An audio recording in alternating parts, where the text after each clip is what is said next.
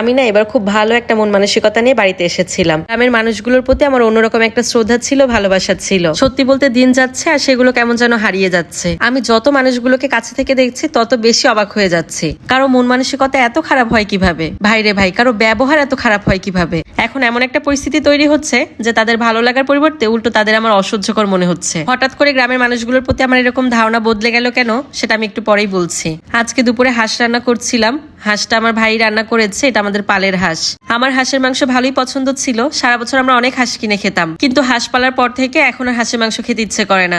সত্যি কথা বলতে অনেক বেশি মায়া লাগে। আমাদের পালে এমন অনেক মুরগি আছে যেগুলো উপযুক্ত হয়ে গেছে খাওয়ার, কিন্তু অসুস্থতার কারণে হয়তো মারা যাবে। এটা জানার পরেও আমরা কিন্তু খেতে পারিনি, শুধুমাত্র মায়ার কারণে। এগুলোকে আমরা এমনিতেই মরে যেতে দিয়েছি। অনেকে অনেক কথা বলেছে যে তারা হাঁস মুরগি অসুস্থ হয়ে গেলে জবাই করে খেয়ে ফেলে। তারা পারে, আমরা পারিনি। এখন কি করা যাবে? আসলে আগে তো হাঁস মুরগি এরকম পালিনি, হয়তো নতুন নতুন করে পালছি, এই কারণে আমাদের এরকম মায়া লাগছে। অনেকদিন হয়ে গেলে হয়তো আমাদের কাছে ওইগুলো সহজ হয়ে যাবে। তো যেটা বলছিলাম, আমার শ্বশুর বাড়ি যেখানে, সেখানে কিন্তু আমরা বাড়ি করিনি। আমরা বেশ অনেকটা দূরে এসেই ফাঁকা জায়গা দেখে বিলের ভেতরে বাড়ি করেছি। তো সেক্ষেত্রে দেখতে গেলে সবাই এখানে আমাদের কাছে নতুন। প্রথম প্রথম যখন আমি বাড়িতে এসেছি সবার সাথে একটা ভালো সম্পর্ক ছিল। আমিও সবার সাথে সুসম্পর্ক রাখারই চেষ্টা করেছি। তো আমার ধারণা ছিল আমি তো এখানে অল্প কিছুদিন থাকবো, যাতে যে কয়দিনই থাকি না কেন সবার সাথে একটা ভালো সম্পর্ক থাকে। এতদিন পর্যন্ত সবকিছু ঠিকঠাকই ছিল।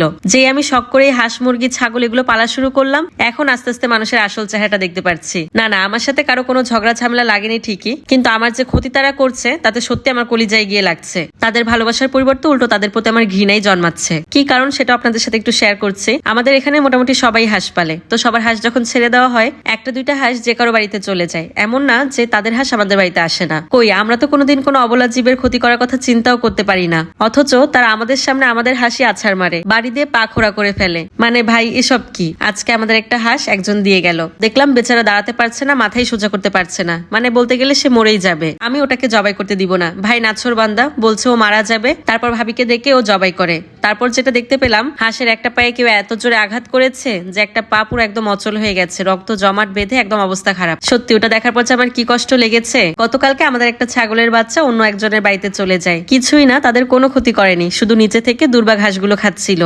ছোট ছাগল, সেগুলো তো লাফিয়ে লাফিয়ে গাছও খেতে পারবে না। দূর থেকে দেখতে পেলাম লাঠি একটা নিয়ে ধুমধাম পায়ের মধ্যে পিটাচ্ছে। জানি না ভাই ওদের কলিজা কি দিয়ে তৈরি, আমার একদম কলিজায় গিয়ে লেগেছে। আমার মনে হলো আমার বাচ্চাদের পিটালেও আমার এরকমই খারাপ লাগতো। বাচ্চাটা কষ্টে ভ্যাবা করে উঠেছে, অবলা জীব। ব্যথা কোথায় লাগলো সেটা তো বলতেও পারবে না। সত্যি বলতে না চাইতো আমার রুহু থেকে এদের জন্য বদদোয়া চলে আসলো। আমি তো জীবনেও আর এদের সাথে ভালো সম্পর্ক রাখতে পারবো না। এমনিতে তো আর মানুষ চিনতে পারতাম না, এই পশু পাখি পালতে গিয়ে এই পারপাসে হলেও আমি কিছু মানুষ চিনে ফেললাম। যাই হোক, কষ্ট থেকে অনেকগুলো কথা বলে ফেললাম। কি করবো, অবলা জীব, ওদের জন্য আমার ভীষণ মায়া লাগে। আজকে দুপুরে রান্নাবান্না শেষ করার পর পিঠা বানিয়েছিলাম। পিঠাগুলো আমাকে পাশের বাসার কাকি বানিয়ে দিয়েছে। অনেক আপুরাই পিঠা দেখে জানতে চেয়েছেন যে কিভাবে বানিয়েছি। আমি একটু বলে দেই। ময়দার মধ্যে একটু তেল দিয়ে ময়দাটাকে ভালো করে মাখতে হবে। তারপর চুলায় গরম পানি দিয়ে লবণ দিয়ে একটু জাল করে নিতে হবে। তারপর ওই গরম পানিটা দিয়ে ময়দাটা ভালো করে মেখে নিতে হবে। ভালো করে মাখতে হবে মানে খুব ভালো করে মাখতে হবে। ময়দা মাখানোর ওপরে এর ফুলকো ফুলকো পিঠা হওয়াটা নির্ভর করে। ময়দাটা অনেক সময় ধরে ভালো করে মেখে নেওয়ার পরে রুটির মতো করে বেলতে হবে, আর এত পাতলা করে বেলতে হবে যাতে স্বচ্ছভাবে এপিটুপিট দেখা যায়।